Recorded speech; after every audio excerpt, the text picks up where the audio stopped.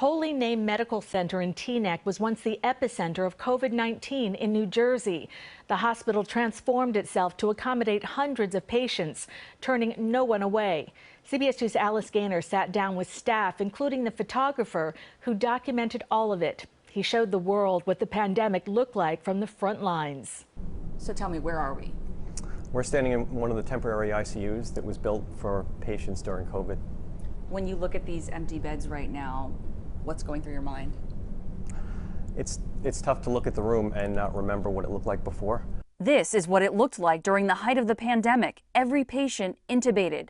These images, captured by multimedia specialist Jeff Rohde at Holy Name Medical Center, were among the only unfiltered glimpses available into what hospitals in our area were dealing with. Most of the feedback was saying thank you for doing this, because it showed them what was going on inside the hospital when they either had a relative that was inside that they couldn't visit, or they had a family member that worked in the hospital that they couldn't go to.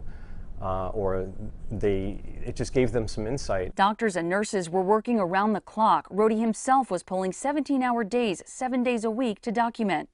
Some mornings I would walk in and just take a look inside the window and just to get a feel for what was going on. And it wouldn't be unusual to see that someone had just passed away. And sometimes that someone was a relative or colleague. I had my mom here, and she passed away here. Despite personal tragedies, everyone kept going, pausing only to pay their respects before having to move on to the next patient. That was a really difficult day.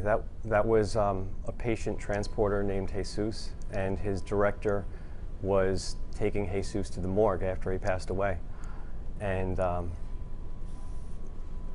co-workers had lined up to honor him and started to applaud as he was going down the hall, and it was incredibly sad.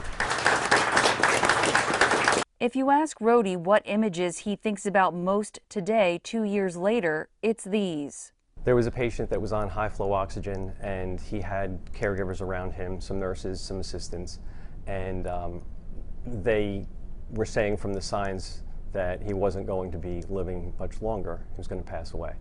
And so they were holding his hand and they were talking to him, and they were FaceTiming with his caregiver at home. And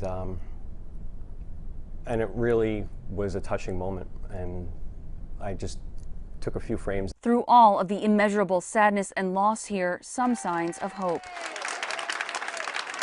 Like when a patient was released. They would play the song from Rudy over the speakers in the hospital. So tell me about bed 255.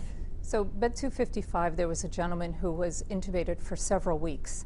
And when he was extubated, he lost the sense of time. You know, you don't realize that you're on a ventilator that long. You think you came in yesterday, and today you wake up and what you see around you are 17 other intubated patients. His first response was, I need a phone to call my boss, thinking I didn't go to work. When we told him, no, you need to call your wife because you've been here for several weeks. Michelle Acito is Chief Nursing Officer. I think we were all pretty naive to what was happening. We had a plan. We had a plan for our first, second, and third patient, and then, you know, if we ever reach 10. To give you an idea, we typically have an average daily census of 8 patients on a ventilator. So to jump to 48 in a matter of days was overwhelming. It truly was like a tsunami. They immediately began work to add 100 beds and create 5 temporary ICUs. All kinds of staff pitched in to hammer and drill. It took 5 days to complete. Sometimes they had up to 250 COVID-19 patients. These silver tubes attached to patient windows made every room a zero-pressure room. In the ICUs, all of the equipment for the patient was outside the room. The IV, the ventilator, suction, everything. The only time you had to come in was to do absolute hands-on care. That would pop out and you could talk in.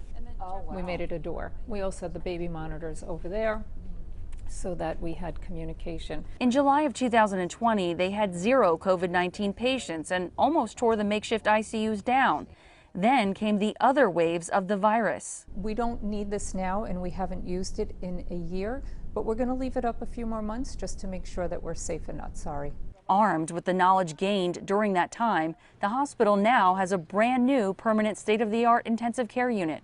Most of the unit was designed by suggestions from the nursing staff. There's a touchless door, windows that shade with the wave of a hand. We built these cubbies so that the equipment can be passed in and out here, again, without having to expose the staff. What we learned during COVID was that the less we need to touch, the better off we are. Though the hospital is back to pre-pandemic business these days, a physical reminder in this hallway, faces of the front line. Everyone was exhausted, and I think that you can really see that in their eyes. All have stories to tell, those who lived it and lived through it.